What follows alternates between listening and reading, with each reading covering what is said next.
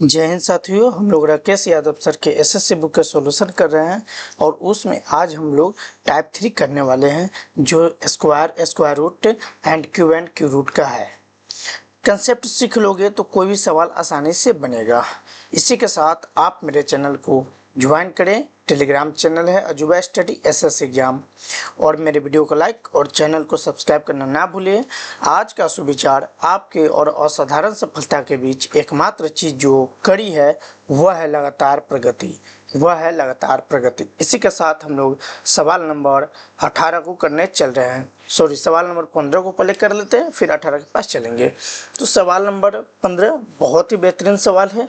सवाल कह रहा है किसी क्लब के सभी सदस्य क्लब के सदस्यों की संख्या के समान ही है और पैसे का योगदान देता है।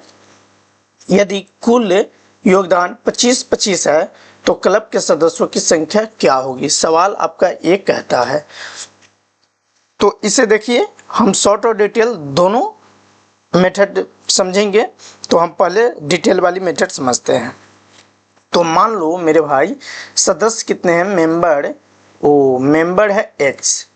मान लो मेंबर है x, तो x मेंबर का योगदान x रुपया है। x मेंबर का योगदान कितना है, x रुपया है। रुपया में बात करें तो x रुपया मेंबर का योगदान है, और वही योगदान पैसे में भी है। पैसे में भी कितना है, x है। तो अब कह रहा है कुल रुपये की अगर बात करें, कुल रुपया की अगर बात करें मेरे भाई, तो ये बनेगा सदस्य कितने x है और वो कितना x रुपया लगा रहा है, तो इस तरह प्राप्त होता है x स्क्वायर। कितना प्राप्त होता है, x स्क्वायर। अब x सदस्य x पैसे लगाते हैं, ठीक है। x सदस्य कितना x पैसे लगाते हैं, तो गुनी बाद में कर लेते हैं। पहले ये हम करते हैं x पैसे, यहाँ पे लिखते हैं x पैसे, और तब जाके ये बनता है x गुनी x। ए रुपया हो गया और पैसा में बदलना है तो 100 से भाग कर देंगे। यानी आप चाहो तो इन्हें भी ऐसे ये चीज यहाँ पे लिखा हुआ है, तो सीधा सीधी आप लिखो x स्क्वायर अपॉन 100, ठीक।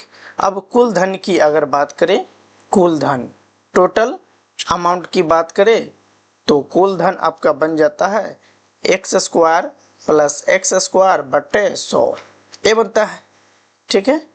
तो x स्क्वायर अगर हम कॉमन लेते हैं तो बनता है 1 प्लस 1 बटे 100।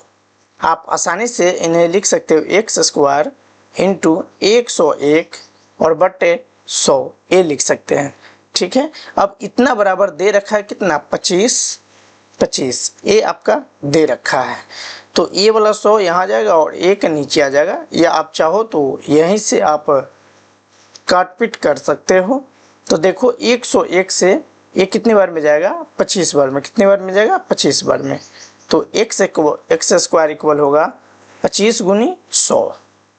अब स्क्वायर हटेगा तो रूट पड़ेगा, मतलब 25 का वर्गमूल 5 और 100 का वर्गमूल 10। तो इस तरह हमें प्राप्त होता है 5 गुनी 10 50। क्या प्राप्त होता है, 50, जो ऑप्शन डी फॉर देवसेना है। पहला ये अप्रोच, स्मार्ट अप्रोच की अगर बात करें तो 2500 है। कितने हैं, 2525 रुपया है।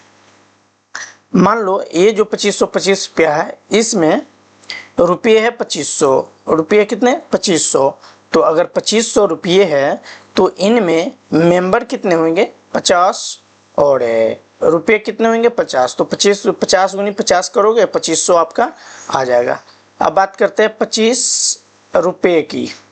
तो 25 रुपये को 2500 पैसा लिख सकते हैं, क्या बोलोगे, हाँ सर लिख सकते हैं। अब ये 2500 पैसा जो बनता है, इसमें भी कितने, 50 मेंबर हैं और पैसे कितने हैं, 50 पैसे हैं। तो ये भी 2500 पैसा बन जाता है। तो यहाँ से भी हम डिटेल कर सकते हैं। ये आपका शॉर्ट मेथड है, तो आप इससे समझो या इससे समझो, कोई से हमें सवाल बनाने की ज़रूरत है। और सबसे बड़ी बात है कि एग्जाम में अप्रोच ए वाली स्मार्ट अप्रोच अधिक वर्क करेगी। स्मार्ट अप्रोच ए वाली अधिक वर्क करेगी, ठीक है। तो आपका इच्छा जैसे आप सवालों को सॉल्व करें। तो आइए अब 16 नंबर सवाल को करते हैं।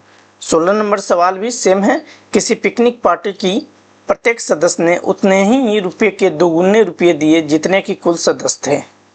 उतने ही रुपये के उतने ही रुपये दिए जितने की कुल सदस्य थे और इस प्रकार कुल 3042 रुपये एकत्रित हुए। तो उस पार्टी में उपस्थित सदस्यों की संख्या में बतानी है।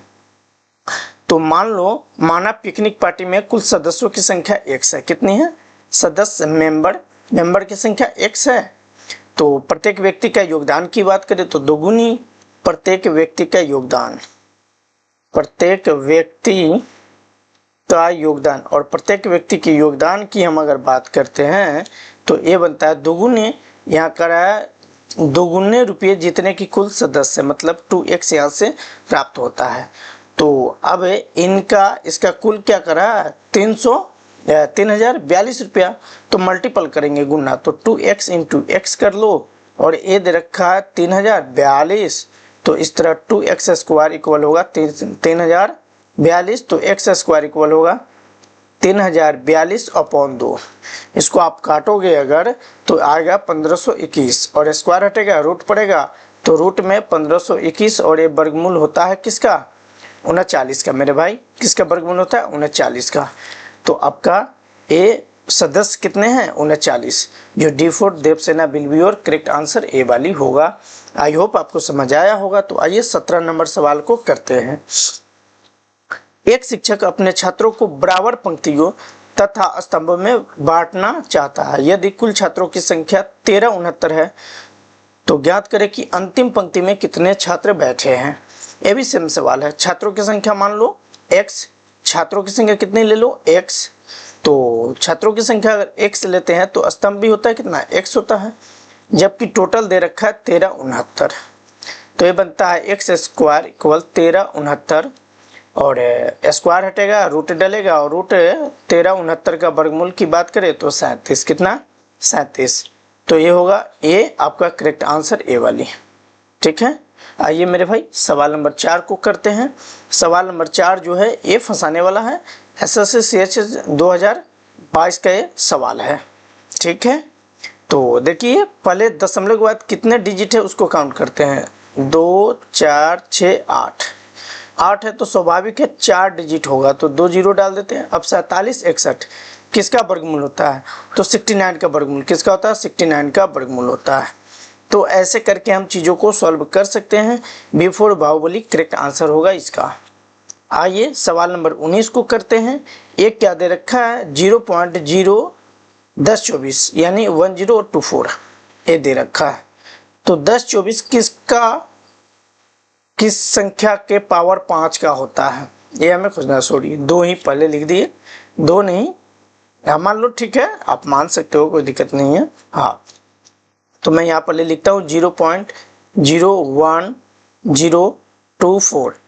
ये अगर 4 का 1024 4 का पावर अगर 5 हो देन बातें बन सकती हैं। ठीक है। तो इतना और बटे इतना, तो 4 केवल बचेगा और 10 के बाद कितने अंक है?